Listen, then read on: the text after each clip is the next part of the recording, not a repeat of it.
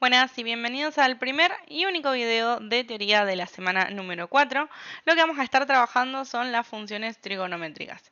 Probablemente hayan escuchado o hayan estudiado, obviamente, las razones trigonométricas que se les calculaban a los ángulos, tales como seno, coseno y tangente, o también que servían para poder resolver un triángulo rectángulo, que cuando nosotros hablamos de resolver era dar el valor de todos los ángulos y de todos los lados. En este caso vamos a estar trabajando con las mismas, seno, coseno y tangente. Vamos a agregar un par más que dependen de las mismas, pero siempre en formato de funciones, porque nosotros todo lo que estamos hablando es en funciones, con lo cual vamos a tener que dar todos los elementos, ¿sí?, como una función, como las funciones que estuvimos viendo en la semana 2 y en la semana 3.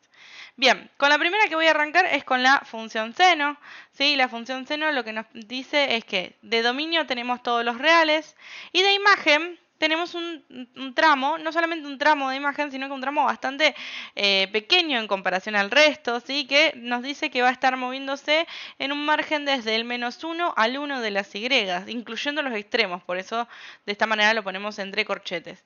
La simbología, nosotros vamos a tener f de r en -1 a 1 incluidos, tal que f de x se escriba como seno de x. Bien, su gráfica va a estar dada de esta forma. Esta gráfica se la conoce como gráficas de tipo senoidal, ¿sí? Porque vamos a tener varias que sean del mismo estilo. Y bueno, siempre haciendo alusión a la función seno. De esta manera nosotros lo que podemos ver es que su ordenada al origen pasa justo por el origen de coordenadas, es decir, por el punto 0, 0, mientras que de raíces tenemos infinitas. Esta función, esta imagen que yo coloqué, es solamente un tramo de la función seno. Si ustedes lo colocan en GeoGebra o en alguna otra calculadora graficadora, van a ver de que la función seno no tiene principio ni tiene fin, por eso el dominio son todos los reales. Es decir, que esta misma gráfica se va a replicar tanto hacia la izquierda como hacia la derecha. Yo podría copiar esta imagen y pegarla a la izquierda y a la derecha y seguiría formando la función seno. Como vemos entonces, ya que va a trabajarse por todos los reales y que su forma se repite, lo que decimos que es periódica, bien, vamos a ver de que va a intersecar al eje X, es decir, va a tener raíces, pero van a ser infinitas, ya que la función no frena nunca.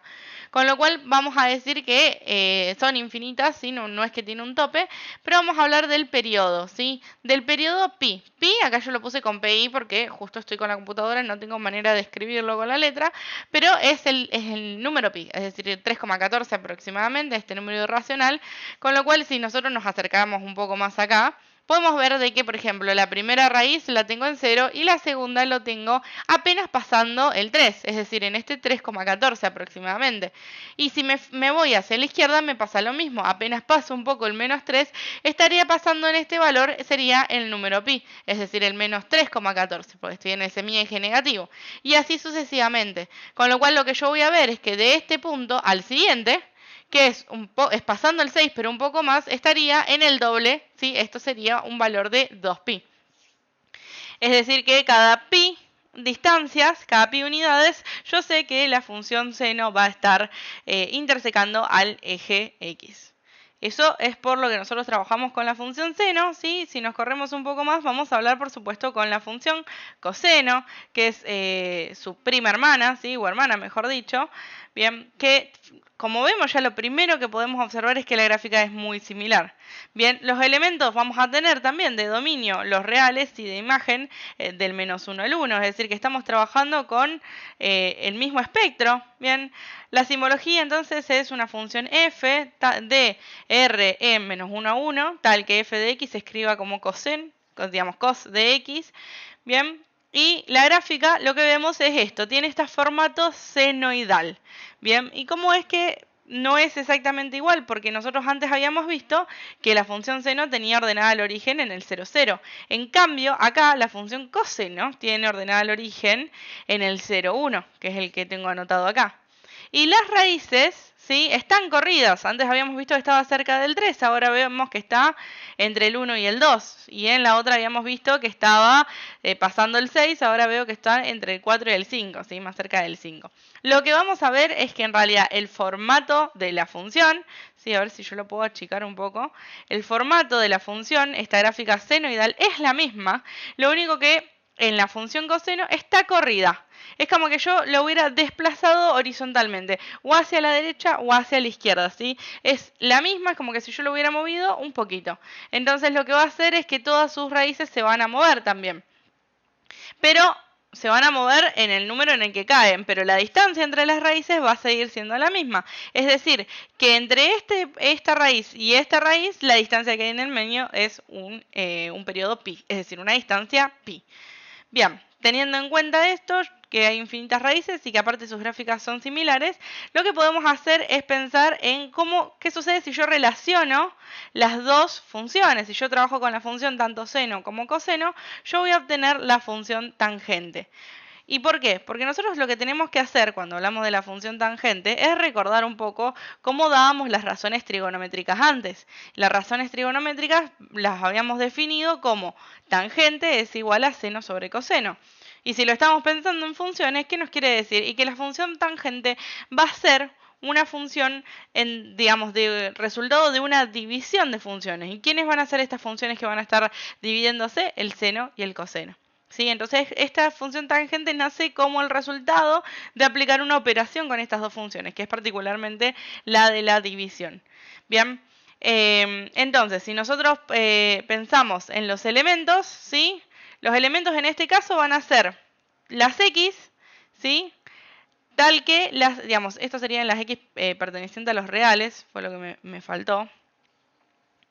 Vamos a ponerlo así, perteneciente a los reales, bien, tal que el coseno sea distinto de 0. ¿Y por qué yo voy a estar pidiendo que el coseno sea distinto de 0?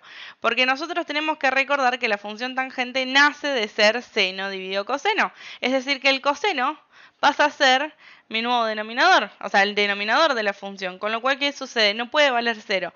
Por eso van a ser todas las x que pertenezcan a los reales, excepto aquellas que hagan que el coseno sea 0. Es decir, excepto las raíces del coseno.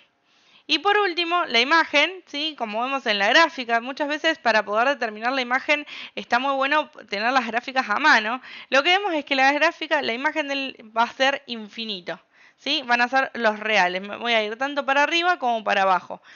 Bien, entonces, si nosotros lo pensamos simbólicamente, bien, acá sería f de los reales, serían los reales menos las x que hagan, ¿sí? Que el coseno sea 0.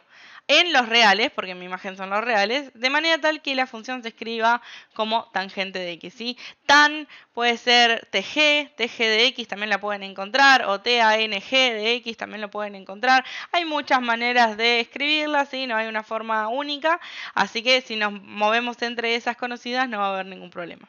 Bien, también lo que vemos es que la gráfica es como que está como si fuera una especie de función partida, ¿bien? Pero lo que vemos es que, no, a diferencia de las funciones partidas, que trabajaba con gráficas, digamos, con distintas leyes y por ende en cada tramo tenía distinto formato, lo que vemos es que son como tramos, pero son todos iguales, ¿bien? Porque esta es la gráfica de la función tangente y lo que vemos es que en el lugar, hay un lugar donde sube infinitamente y acá hay un lugar donde baja infinitamente.